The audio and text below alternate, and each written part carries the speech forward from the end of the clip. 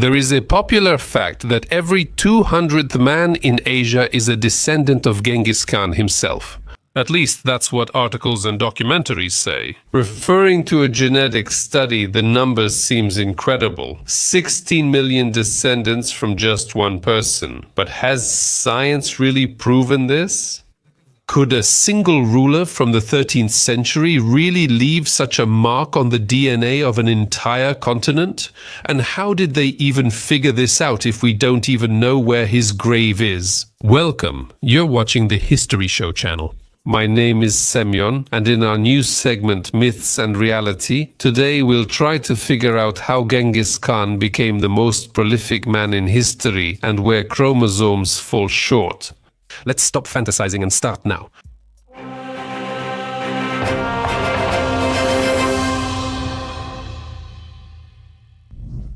Why do people even say that Genghis Khan is the ancestor of millions?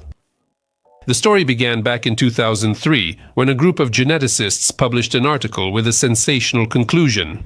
About 8% of men in Central Asian regions were found to have the same fragment of the Y chromosome. That is, the very thing that is passed down through the male line. If you convert these percentages into real numbers, it comes out to about 16 million people.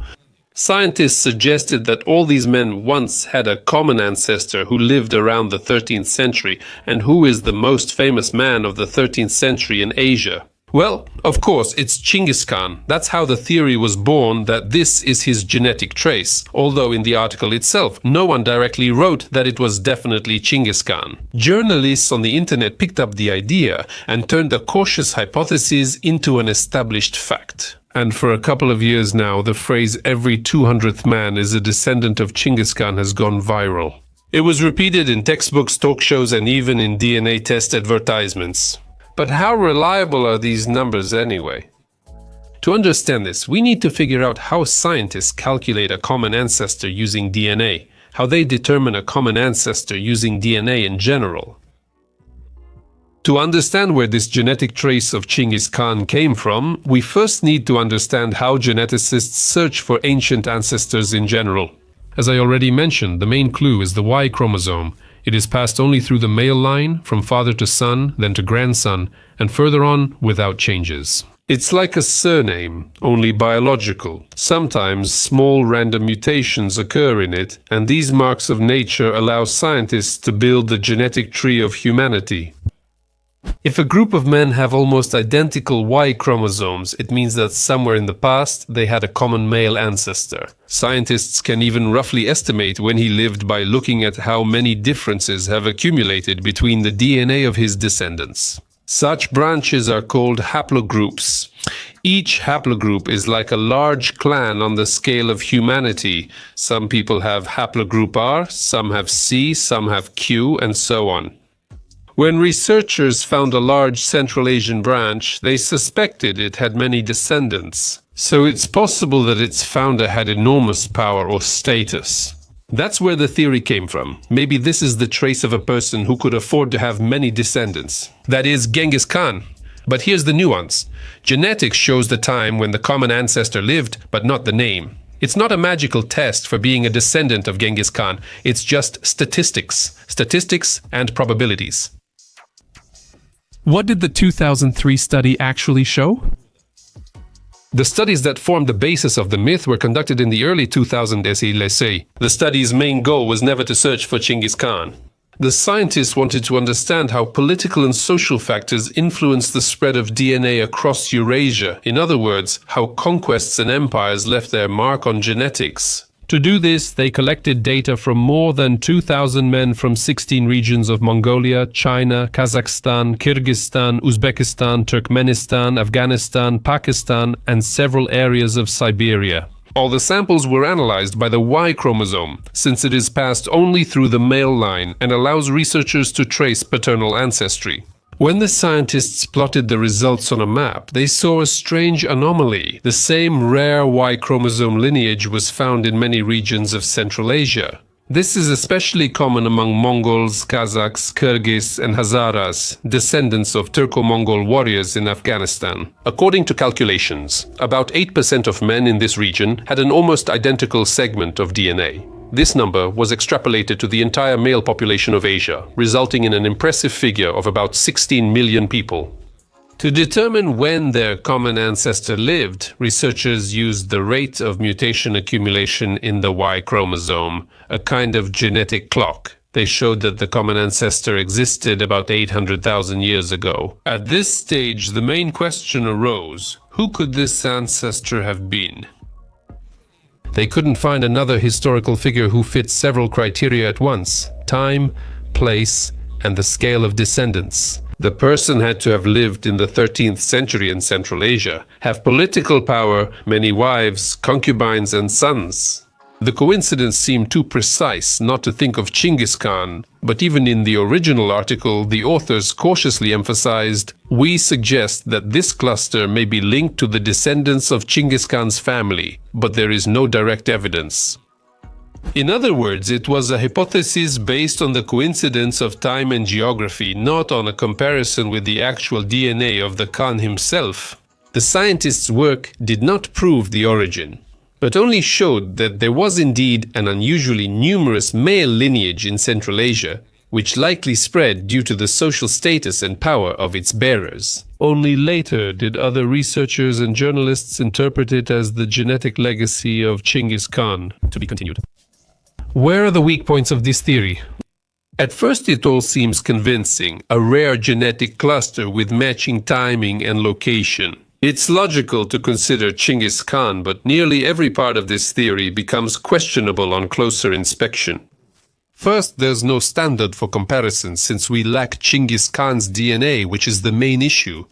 His grave still hasn't been found, nor have any remains with a reliable lineage, and without a control sample, it's impossible to prove that the clusters found actually belong to him or his direct descendants. It's like finding a fingerprint and saying it's probably Napoleon's, without actually having Napoleon's fingerprints. Secondly, the age of the cluster is not calculated precisely. The so-called genetic clocks only give an approximate date, and different calculation methods can shift the age of the common ancestor by hundreds or even thousands of years. Later recalculations revealed this line might have existed well before the 13th century, possibly during the ancient Turks or earlier. The genetic ancestor existed, but it's not certain he lived during Genghis Khan's era. Thirdly, geography does not prove origin. Yes, the cluster is widespread in Central Asia, but it is also found in regions where the Mongols never reached.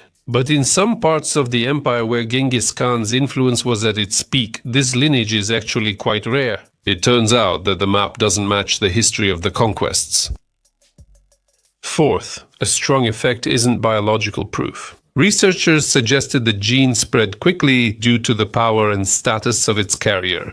But it doesn't have to be a Khan. In the history of the steppes, there were many influential clans, alliances, and leaders whose descendants could have left a similar mark.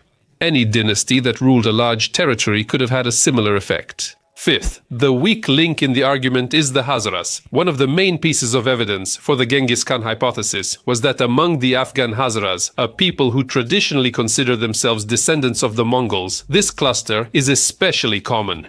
However, historical data shows that Mongol garrisons appeared in these places only after the death of Genghis Khan, meaning the lineage could have come from later commanders, not from him personally.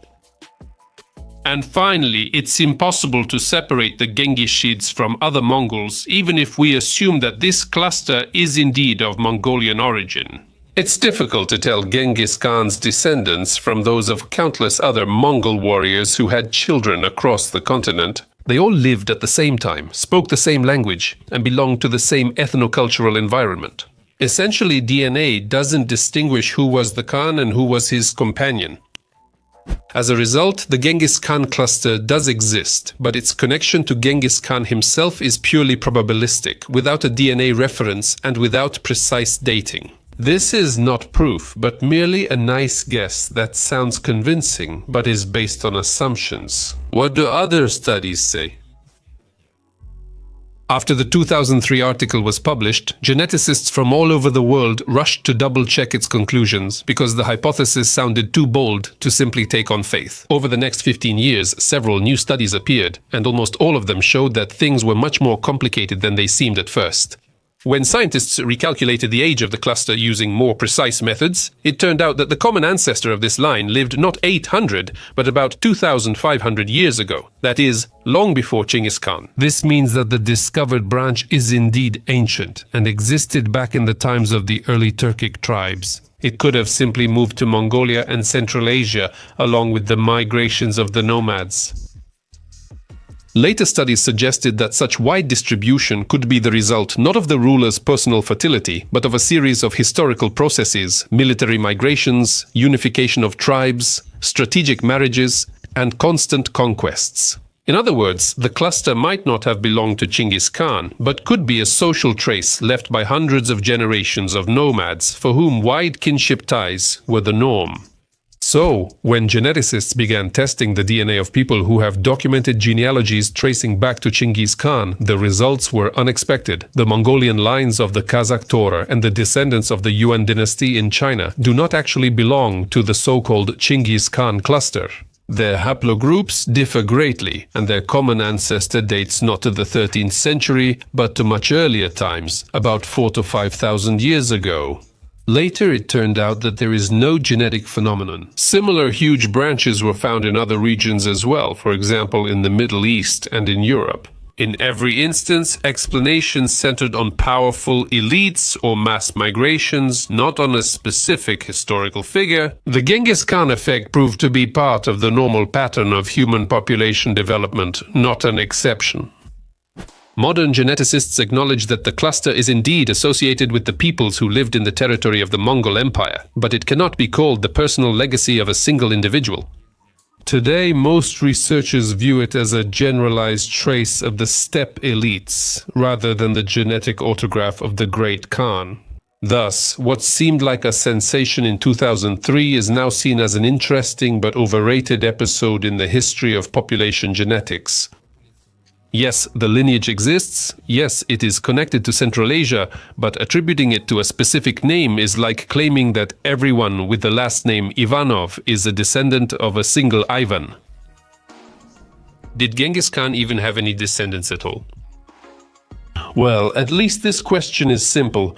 Yes, he did. He left behind not only children and grandchildren, but a dynasty that spanned half the continent after Genghis Khan's death. His vast empire was divided among his sons Jochi, Chagatai, Ogedei, and Tolui, each receiving their own ulus, and from them came dozens of ruling branches. Jochi's son founded the Golden Horde, Tolui's descendant founded the Yuan dynasty in China, and the Chagataids ruled Central Asia. Over time, these lines drifted apart, and Genghis Khan's descendants were called different names in various regions. In China they were called Yuan, in Persia Ilkhans, and in Central Asia Chagataids. In the steppes of Kazakhstan and Siberia, the Tura, descendants of Jochi, held the right to the Khan's title.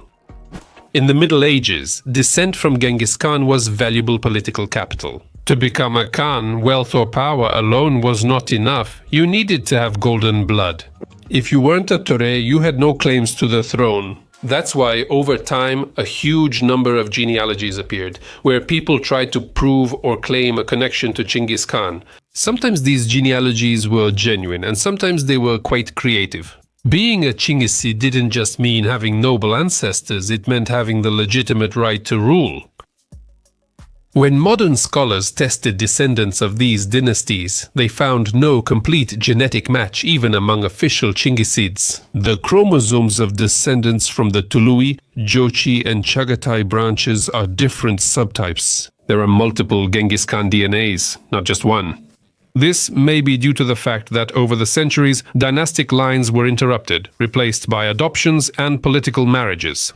Some modern researchers have even suggested that part of the dynasty, some of the Chinggisids in the later Khanates, might no longer have had a genetic connection to Genghis Khan himself. But they kept the title by tradition as a sign of legitimacy.